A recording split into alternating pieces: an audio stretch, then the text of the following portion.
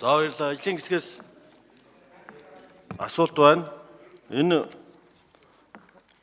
манай энэ одоо мөрдөгдөж байгаа 440 гаруй хууль тогтоомж дотор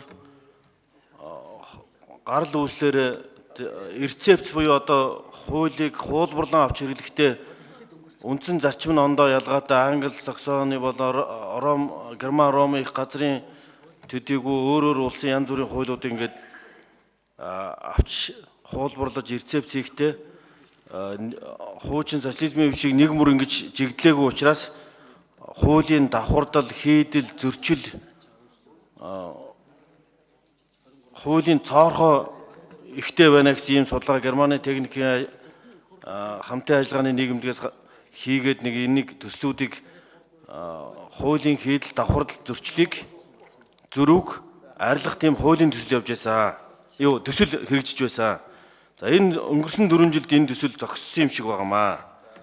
Энэ чиглэлээр энэ хуулиудыг жигдлэх, нэгмөр болгох, тэр хуулийн рецепт, технологийн хувьд нэг жигд болох чиглэлээр энэ тогтоомжид ер нь энэ төсөлд ер нь ямар зүйл заалтууд орж байгаа вэ?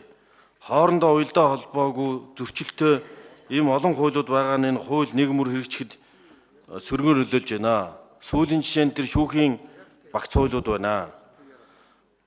Ер нь энэ хуулийн зохицуултын давхар зөрчлийг арилгах, за ер нь өмчийн тухай, эдийн засгийн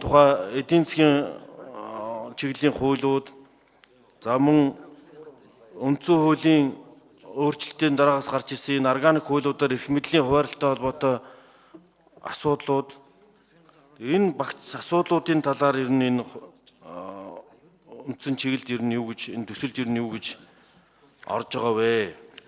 Хэсэгчилсэн эдийн засгийн чиглэлийн гэсэн юмнууд харагдаад авах болохоор бүхэлд нь ингэж нэг харж байгаа зүйлүүд алга байх шиг байх юм аа. Ер нь тэр Германы тэр төслийг үргэлжлүүлэх талаар та бүхэн юу гэж бодож байна?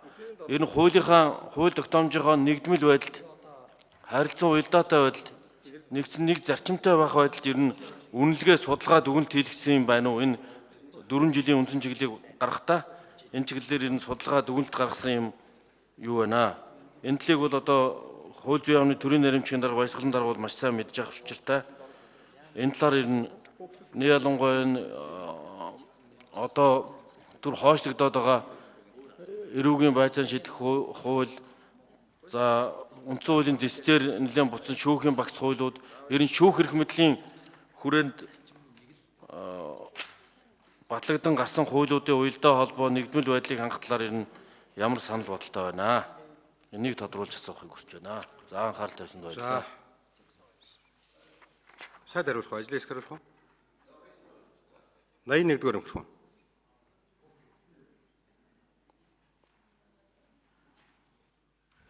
За, зондч тэргшүүний асуултанд хариулъя.